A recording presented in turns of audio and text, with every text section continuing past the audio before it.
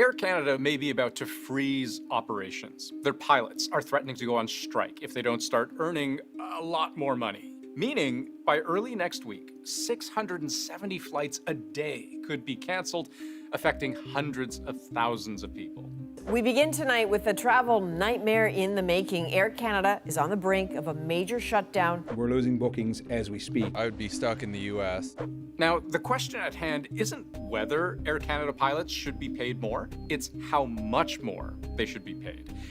Air Canada has reportedly offered pilots a 30% pay increase over 3 years, but the pilots said no. 30% doesn't cut it. Which sounds like real hardball, right? But let's try to understand how the industry has changed and why Air Canada pilots feel so strongly about demanding so much. So the pilots' argument for more pay boils down to a very simple comparison. Air Canada has a significant number of people, pilots, that are in that lower wage scale that are saying, listen, we're getting paid $75,000 a year to fly a 777 as a first officer, and south of the border, the guys are getting paid $300,000 for the same job, same flight, same piece of equipment. So they're saying, wait a second, there's something wrong with this picture. Now, not all Air Canada pilots are making 75 grand a year.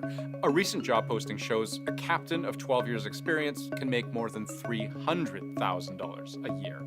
But that same captain might make 60% more in the US. And here are the pay increases for pilots at 3 major American airlines. Compare that to what Air Canada pilots have had in their contracts, a 2% pay increase per year, or about 8% over 4 years. When you look at that environment, pilots at Air Canada are justifiably upset and anxious that their own pay stubs have not kept up with the rest of the industry. But why, you might ask, have wages in the rest of the industry shot up so dramatically? Well, consider what the American airline industry looked like just a couple of years ago. Among the industries hardest hit by the pandemic and economic turndown is the airline industry. By some estimates, North American Airlines lost about $63 billion in 2020. People just weren't traveling. The pandemic meant that they couldn't in a lot of cases. And airlines couldn't afford to keep all the pilots they had on staff. You'll remember reports like these ones. Airports became ghost towns. This is, though, where they are now parking aircraft. American is doing it. United planes are down the way a little bit. They're just stacked up here because nobody's flying. They're not flying the aircraft, and consequently, they don't need the pilots. Now, the most expensive planes in the big airlines fleets parked. Wide-body jets, no longer needed with just about every international flight scrubbed. There were layoffs, and many pilots were offered incentives to leave. At Delta Airlines alone, 1,800 pilots agreed to early retirement programs. The guys who had 35, 40, 45 years of service, yeah, they bought them out. Frankly, no one knew at that point how quickly the industry would recover, if at all. But fast forward a couple years, and that recovery was well underway. By the end of 2022, around 76 million passengers a month were flying on U.S. airlines, very nearly back to pre-pandemic levels. It went almost in a flash from a pilot glut to a pilot shortage. So they went from having way too many pilots to having not enough pilots. You might remember all the chaos that caused. It became a fixture on nightly cable news. Travel app Hopper reports more than a quarter of recent flights have been delayed, fueled by industry staffing shortages, soaring demand, and severe weather. It was revenge travel. And we had people hanging around airports, if you remember, tens of thousands of lost bags, hundreds of flights delayed.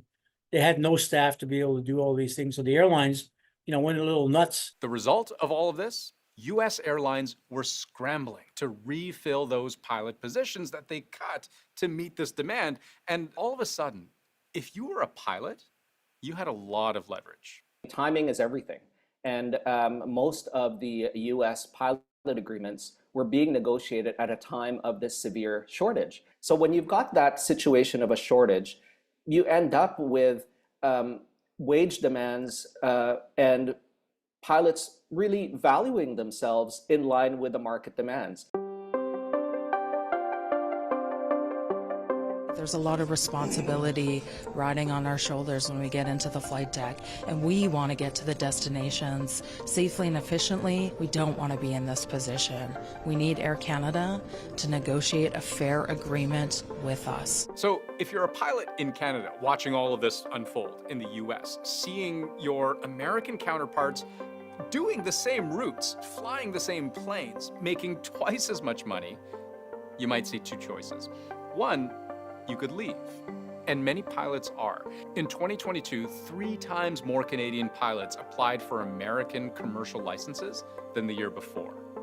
And Air Canada is forecasting that unless they take care of those pilots, there's about 800 Air Canada pilots who are ready to jump ship and head south. And by some estimates, US airlines will need as many as 5,400 new pilots in the next few years.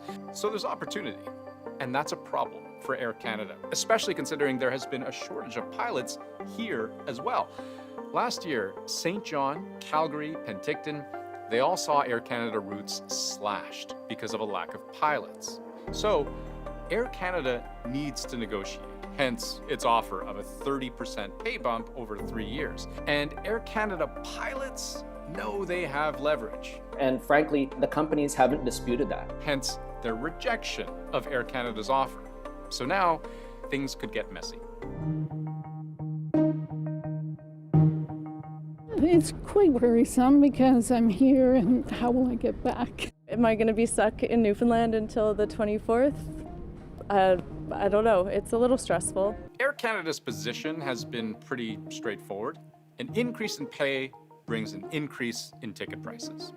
And in a statement this week, the CEO said the pilots' wage demands far exceed average Canadian wage increases. It's true, the average Canadian isn't seeing anywhere near a 30% pay increase like what Air Canada is offering its pilots. And, it does go without saying, American pay is almost always higher than Canadian pay. WestJet pilots recently secured a 24% increase, and Sunwing pilots slightly more than that. Air Canada's position is that its reported offer of 30% is more than fair.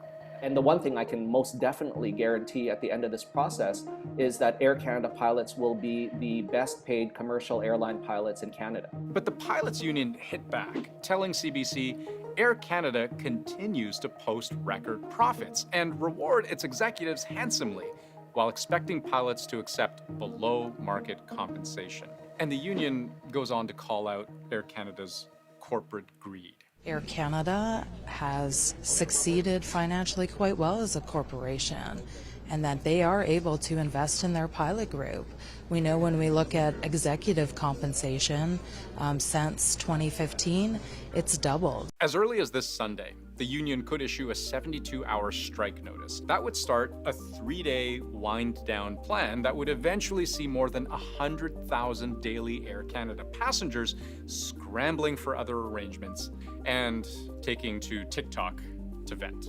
They will be canceling all of the flights. That really sucks for me because if I miss this training, it's a lot of money out of my pocket. What I'm frustrated with as a Canadian is I only have 2 options. It's like a freaking gamble every time because you don't know who's going to go on strike. And if things get to that point, a full airline shutdown, Air Canada says it would take at least a week to get operations back to normal. It's why there's one other outcome potentially on the table. If the two sides can't find a middle ground in time, the government could step in. We're also hearing directly from Air Canada adding their list to dozens of business groups, including the Canadian Chamber of Commerce, asking for the government to intervene. For now, it says it's staying out of the labor dispute, but it said the exact same thing during a recent railway lockout, where within 24 hours, it had reversed course, sending both sides into binding arbitration. And there are already calls for the government to do the same with Air Canada pilots.